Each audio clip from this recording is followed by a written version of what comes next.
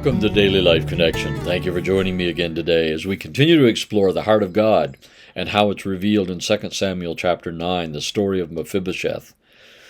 Well, in this story, it says when David says who's left, and one of the servants says, a young guy named Mephibosheth is left, but he's lame in both feet. He's crippled.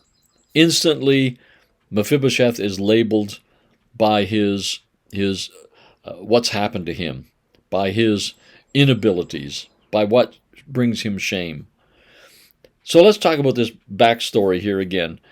We already said that his nurse had grabbed him when his father and grandfather were killed in battle and ran to try to get him to safety, but in that process dropped him, and it broke his ankles, and they never healed properly, and so he couldn't walk well or properly. He couldn't function right. That's that backstory. What I want us to focus on today is it wasn't Mephibosheth's fault. It wasn't Mephibosheth's fault. So many of us blame ourselves. If I'd only, why did I? We constantly are blaming ourselves for our mistakes and for things that have happened to us.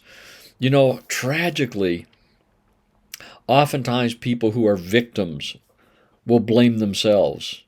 Well, if I'd only been more careful. Well, if I hadn't have done this. Well, if I hadn't have been there. And because that's what the enemy always wants us to do, is he wants us not only to be broken, but to blame ourselves for it. And the reality is all of us have been dropped. All of us have been dropped by others. And sometimes it was maybe intentional, but often it wasn't really intentional. It was just life, and it just happened. Somebody said something, somebody did something. Excuse me, circumstances came along in just the wrong way, and we ended up being dropped. Something happened to us that has crippled us, has taken away our ability to live well, live life to the full. And sometimes it's circumstances, sometimes it's others, but it always hurts. It always hurts. And it always brings limitations to us in our own strength and abilities. What I really want to just share with us today is this simple little truth. I believe Jesus wants us to know our brokenness isn't our fault. Even if we made some bad choices, the reality is we live in a broken, toxic world, and those choices flow out of that. They come out of that, out of our already brokenness, out of our fears, out of our anxieties, out of our low self-esteem, whatever it may be. And Jesus wants us to know that he understands that. In Psalm 103, it says that he is mindful of our weakness. He is mindful that we're just dust.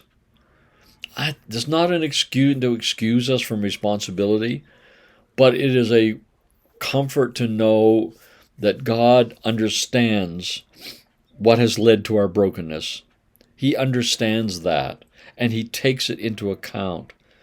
And it is part of the way he sees us. He isn't just going, you shouldn't have, and if you'd only.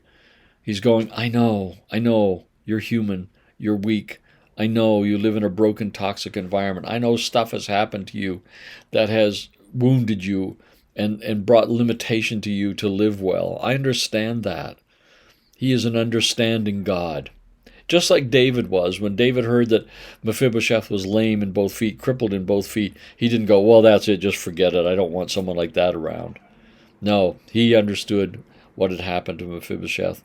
And so he understood that he was no longer going to be able to perform perfectly. None of us can. It's a reality. It's not just an excuse, it's a reality. And today our God knows that you and I will mess up.